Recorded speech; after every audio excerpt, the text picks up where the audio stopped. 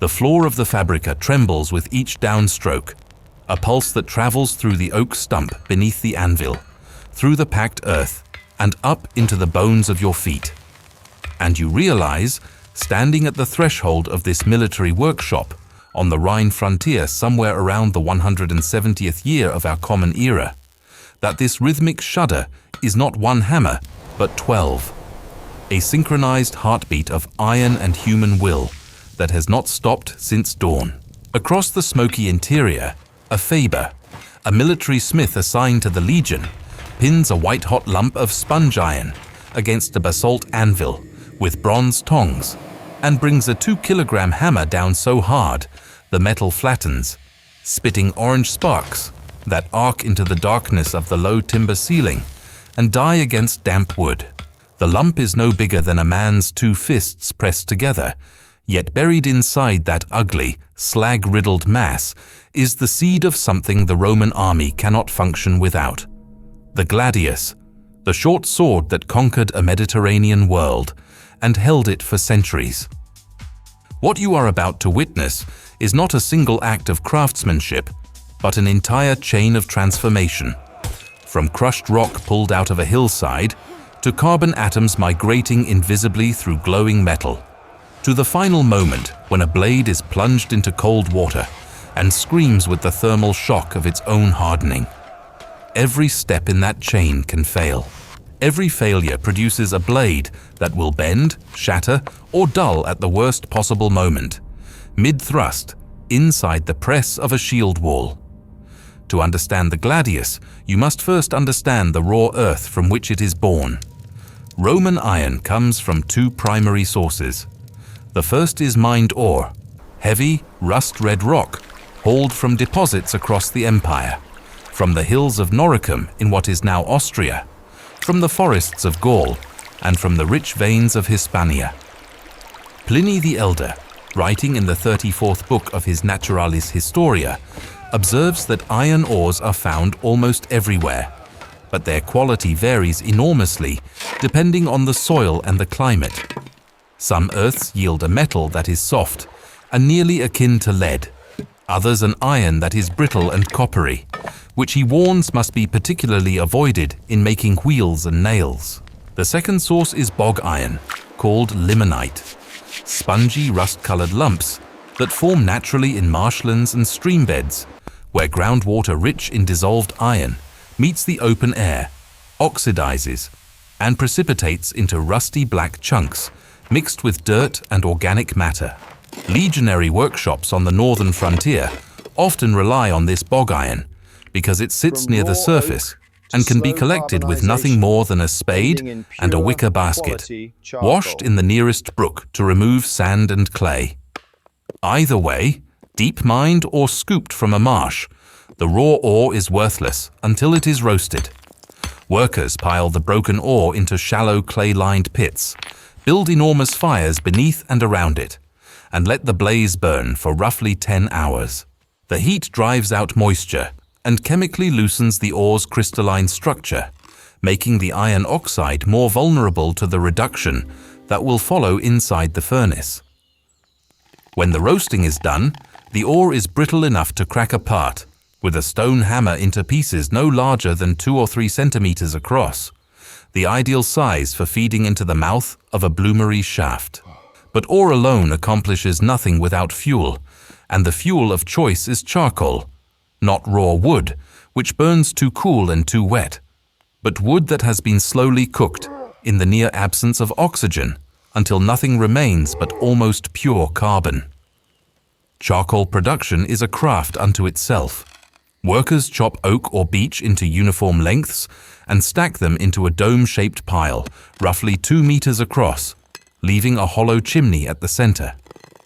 They blanket the pile first with fallen leaves and grass to prevent soil from leaking through, then seal it under a layer of damp earth. Through the chimney, they drop burning coals to ignite the interior, then seal the top. Over the next 70 to 80 hours, small ventilation holes punched into the sides allow just enough oxygen for the wood to smolder, driving out water and volatile compounds through pyrolysis without ever letting the pile burst into open flame. The smell is acrid and resinous, a blue-gray smoke that stings the eyes and clings to clothing for days. When the smoke thins and turns a translucent gray, the charcoal burner knows the pile is ready. He seals it, lets it cool, and breaks it open to reveal black, glassy lumps that ring like pottery when struck together. The numbers are staggering. Experimental archaeologists estimate that producing a single ton of usable iron consumes roughly 14 tons of charcoal, which means entire forests are stripped bare to keep a legionary fabrica running through a single campaigning season. Now the furnace. The Roman Bloomery is a deceptively simple structure, a clay-walled shaft, roughly 70 to 100 centimeters tall, with an internal chamber about 30 centimeters across at the base, tapering to 15 centimeters at the throat. The walls are thick, built from clay mixed with sand, and sometimes crushed pottery for thermal resistance, with a smooth internal lining 1 to 2 centimeters deep to protect against erosion from molten slag. At the base, a small opening called the tuyere hole accepts a ceramic pipe connected to a pair of goatskin bellows, each operated by hand. On the opposite side, a drain hole, roughly 7 by 7 centimeters, allows slag to be tapped during the smelt. Before any ore enters, the furnace must be preheated for hours, filled with burning charcoal until the clay walls glow a dull cherry red, and the air inside shimmers with heat distortion. Then the real process begins. The smelter, the man who controls the furnace and whose experience dictates success or failure, begins alternating layers. A charge of roasted ore, a charge of charcoal, ore, charcoal, fed through the open top of the shaft at measured intervals, while the bellows operators maintain a relentless rhythm. Inside the furnace, at temperatures between 900 and 1200 degrees on the Celsius scale, the burning charcoal produces carbon monoxide gas, which rises through the ore charges and chemically strips oxygen atoms from the iron oxide, a process called reduction. The carbon monoxide is, in effect, stealing the oxygen that is bonded to the iron, leaving behind particles of metallic iron that soften and begin to agglomerate into a spongy mass at the bottom of the shaft. This mass is the bloom, the Latin massa, a lump of nearly pure iron, riddled with pockets of glassy slag, looking nothing like the polished blade it will eventually become. The smelting process takes 10 to 12 hours for a single bloom, consuming approximately 20 kilograms of roasted ore and 30 kilograms of charcoal. Every 30 minutes, the smelter taps slag through the drain hole, a luminous syrupy stream of silicate waste that pools on the workshop floor and hardens into glassy puddles, dark green or black, streaked with the iridescent swirl of iron oxide. The bloom never melts. Unlike modern steelmaking, where iron becomes fully liquid, the bloomery operates below iron's melting point. The metal stays solid throughout, held together by diffusion bonding, as individual iron particles weld to each other under heat and pressure. When the bloom grows large enough to fill the hearth, the smelter breaks open the front of the furnace, the breast wall, and drags the incandescent mass out with long-handled tongs. It looks like a rough meteorite, glowing orange-white, dripping slag, and hissing with trapped gases. The first thing the smith does is compress it on a heavy oak log using a wooden mallet, squeezing out as much liquid slag as possible while the iron is still soft enough to deform. The bloom crackles and pops, each blow releasing tiny jets of molten slag that spatter across the workshop floor. This first consolidation is critical. If slag pockets remain trapped inside, they will become planes of weakness in the finished blade, invisible fault lines that will cause the sword to crack under stress. But here is the central problem. What the bloomery produces is not steel. It is iron, soft, ductile, low-carbon iron that will bend rather than hold an edge. A gladius made from pure bloomery iron would be a poor weapon, folding on the first parry and dulling after a few cuts. The transformation from iron to steel requires one additional element: carbon. Specifically, the iron must absorb carbon atoms into its crystalline lattice until the carbon content reaches somewhere between 0.4 and 1.5% by weight. At that concentration, the metal becomes hard enough to take and hold a killing edge. The Roman smith achieves this through a process called carburization, sometimes referred to as cementation. And it is here that the craft crosses from manual labor into something approaching alchemy. The smith takes his consolidated iron bars and packs them tightly into a sealed clay vessel, a crucible or a stone-lined box, surrounded on all sides by crushed charcoal. Some workshops add bone meal to the charcoal mix. Others include horn shavings or even dried animal blood, organic materials rich in carbon and nitrogen that accelerate the diffusion process. The vessel is sealed with rammed clay to prevent oxygen from entering, then placed back into the forge and held at temperatures between 900 and 1000 degrees Celsius for days, sometimes up to a full week. During this long bake, carbon atoms from the charcoal migrate into the surface of the iron, penetrating deeper with each passing hour through a process called solid-state diffusion. The outer layers of the bar absorb carbon first, creating a gradient, a high-carbon skin surrounding a softer, lower-carbon core. This is not guesswork. Metallographic analysis of surviving Roman blades confirms exactly this structure: a carburized surface layer with a carbon content high enough to form martensite upon quenching, bonded to a tougher, more flexible interior. Every workshop guards its specific carburization recipe like a state secret. The variables are numerous: the type of organic adite used, the temperature, the duration, the thickness of the iron bar, the quality of the clay seal. Get the temperature too high, and the surface begins to melt, creating a useless layer of cast iron that will crumble. Too low, and the carbon barely penetrates past the skin. The faber judges progress by experience, by the color of the flame escaping through cracks in the seal, by the subtle changes in the smell of the forge, the sharp bite of carbon monoxide giving way to a flatter, more metallic odor as the process matures. Pliny himself recognizes that the finest steel comes not just from the ore, but from the mode of working it, noting that the iron of Sulmo derives its exceptional quality from the nature of its water, likely a reference to the specific quenching medium used there, though Pliny does not elaborate beyond the observation. Once the carburized bars emerge from their clay coffins and cool, the smith faces a choice that defines the blade's final character. He can forge a gladius from a single billet of carburized steel, hard, sharp, but potentially brittle, or he can employ a technique that represents the highest achievement of the Roman and Germanic swordsmith's art: pattern welding. Pattern welding is the practice of forge welding together, alternating layers of high-carbon steel and low-carbon iron, folding and twisting the composite billet to create a laminate structure that combines the hardness of steel with the flexibility of iron. The process begins with the smith selecting bars of different carbon content, some carburized to high hardness, others left as soft Bloomery iron, or in many cases phosphoric iron, which etches to a bright silver against the darker steel.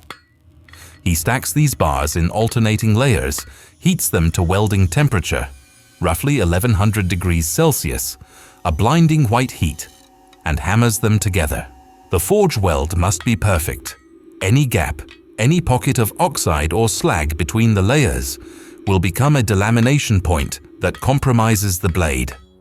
The smith sprinkles fine silica sand or borax-rich flux onto the joint surfaces before welding to dissolve oxide scale and promote a clean bond. Once the initial billet is welded, the smith draws it out into a long bar, then cuts it in half, stacks the halves, and welds again. doubling the number of layers with each fold. After 6 folds, the billet contains 64 layers. After 10, over 1,000. But layer count alone does not create the famous patterns visible on finished blades. For that, the smith twists the billet along its long axis while it is still at welding heat, rotating the bar 90 degrees, or more so that the internal layers spiral into complex helical structures. When the twisted billet is subsequently forged flat and the surface is ground away, those spiraling layers are cross-sectioned at different angles, producing the sinuous, almost organic patterns, chevrons, ladders, whorls, that are the unmistakable signature of a pattern-welded blade. These patterns are not merely decorative. The alternating hard and soft layers create a composite material where micro-cracks forming in the brittle steel layers are arrested by the tougher iron layers before they can propagate through the blade. It is engineering at the microscale, achieved by hand, by feel, by the inherited knowledge of generations of smiths who never once used the word metallurgy, but understood its principles in their bones. The forging of the blade itself follows.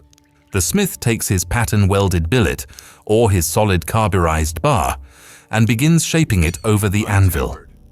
The Gladius Hispaniensis, the primary Roman sword of the Republic and early Empire, is a short, double-edged blade, roughly 60 to 68 centimeters in total length, with a blade of about 45 to 50 centimeters, tapering to a long, acute triangular point designed for the thrust. The Pompey-type Gladius, which succeeds it, is shorter still, with parallel edges and a shorter triangular point. In both cases, the blade is forged with a slight midrib or lenticular cross-section to provide stiffness without excessive weight.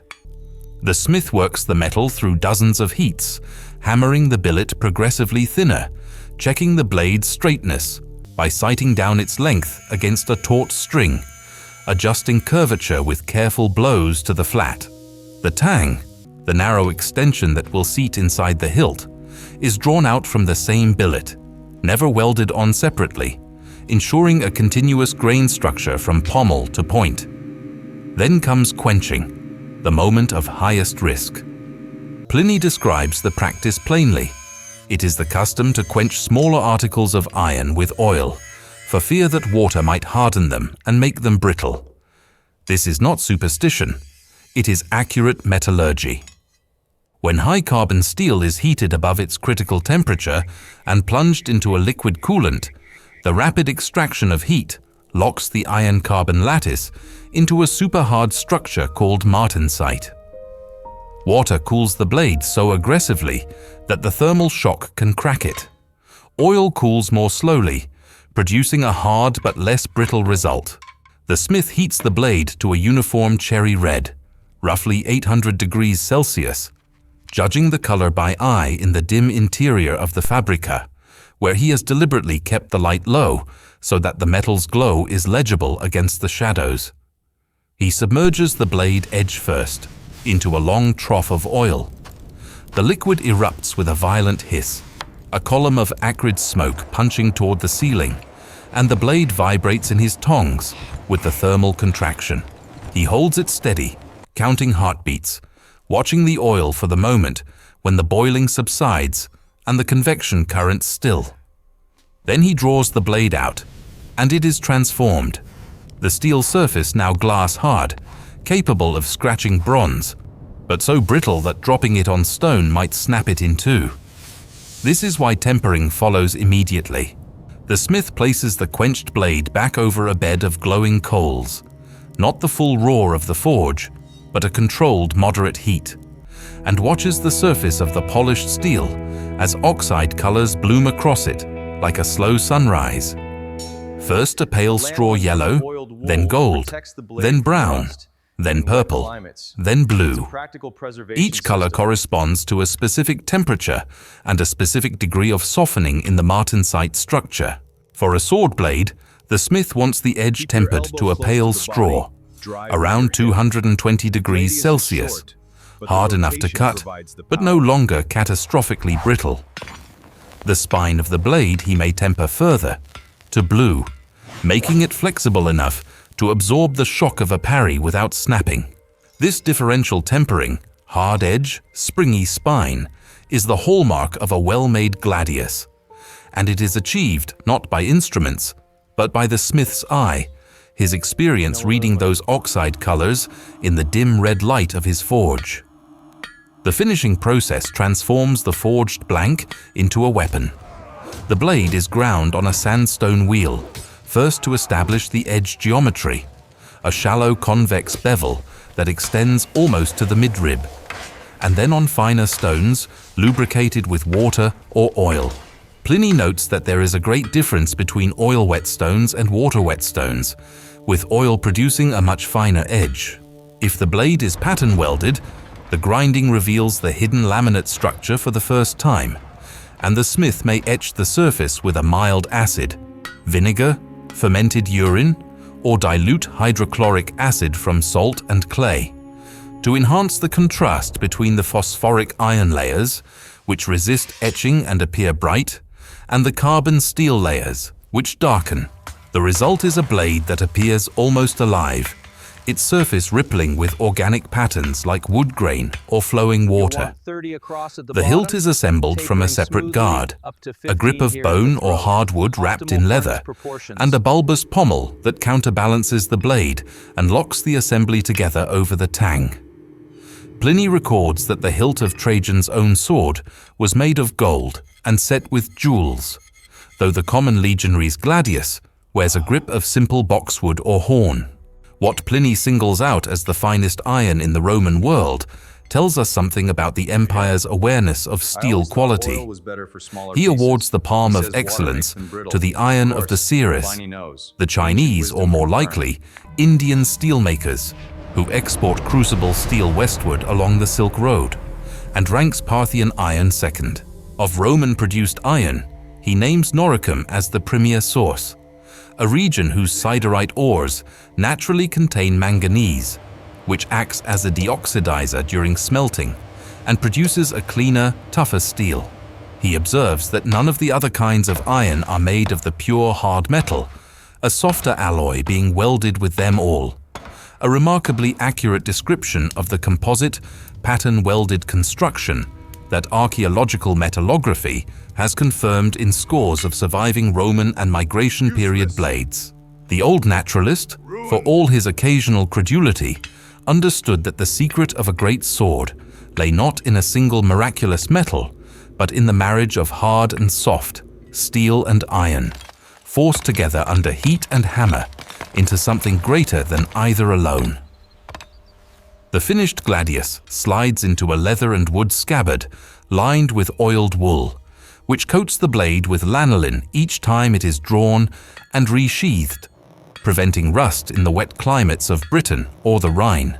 It weighs roughly 700 grams, light enough to wield for hours in a shield wall, heavy enough to punch through mail and leather when driven with the full rotation of the legionary's hip. And it began as nothing more than black mud in a stream bed or red rock in a hillside, transformed through fire, carbon, and the accumulated knowledge of 1,000 nameless smiths into the instrument that held the line of empire. The next time that floor trembles under the rhythm of the hammer, remember, you are hearing the sound of civilization being forged, one blow at a time.